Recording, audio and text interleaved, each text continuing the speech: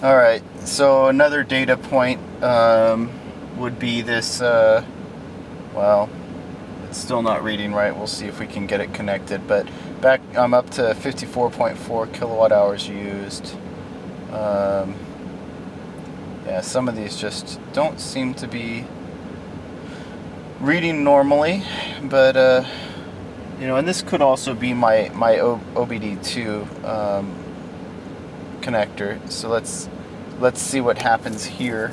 All right, so now we're at 52.2. Okay, so these ones seem like they're pretty accurate. Like I said, the pre-made ones seem like they're very accurate and very stable. It's the ones that we're trying to identify and then mess around with that I almost wonder if they maybe are a combination of different PID codes, and we're just focusing on one aspect of it. Anyway, so I'm going to continue on.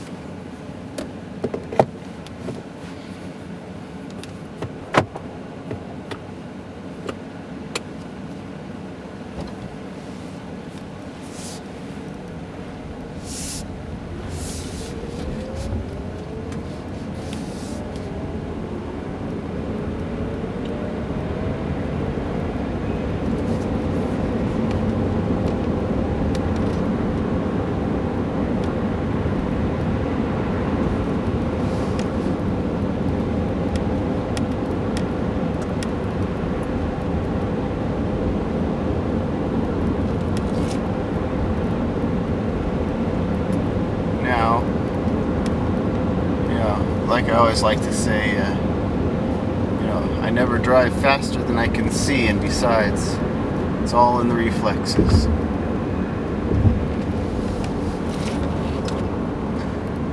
Someone else had asked too about the tires, and they were directly, comparing the Bolt EV with the i3 tires. Now, I didn't know this about the i3 tires, but apparently they suck. Now, these tires aren't the greatest, right? They're Michelins, which are good tires. What they're amazing at what they're good at, and what they're good at is low rolling resistance, high efficiency driving. That's what they're good at. So when you're driving around and you want to take a corner really hard, be aware that these tires are designed for efficiency. They're not high performance tires. Now, because of the nature of the car, the suspension, traction control, battery, all of that, it handles fairly well regardless, right? It's not as though you're gonna just lose control randomly.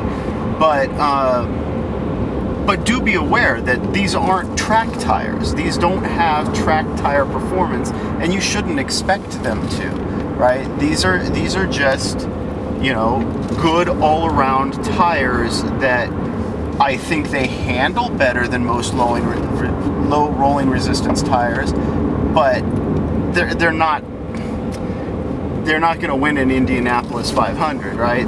These are not that kind of tire, so don't expect them to be. I know even like the Teslas, right? They come with higher performance tires. Part of it is just the weight of the vehicle, right? You start throwing around a 5,000 pound car, you need the tires to handle that. But I mean, they also want them to be wider, to have traction, all of that. So I would say for a Tesla, they've made far more concessions for their tires. Whereas GM, I think, no, they did exactly what they wanted to do. Make a good, competent tire, or have a good, competent tire that will serve an everyday user like they need it to.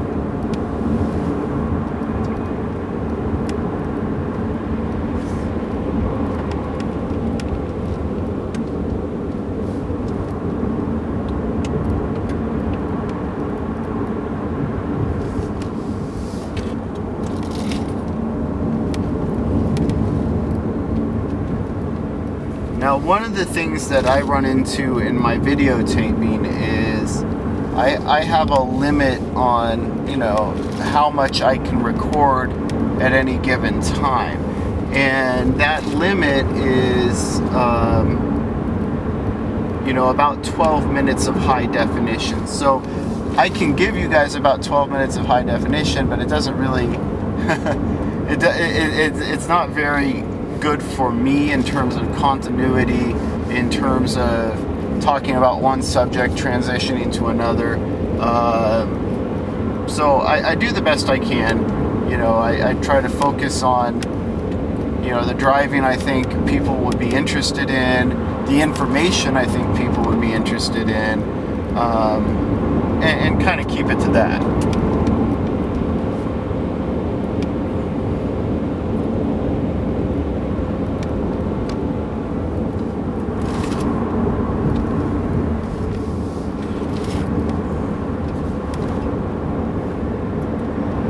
Of course, it's always embarrassing to be, you know, driving at a somewhat brisk pace and not thinking anybody's behind you and then having someone back there.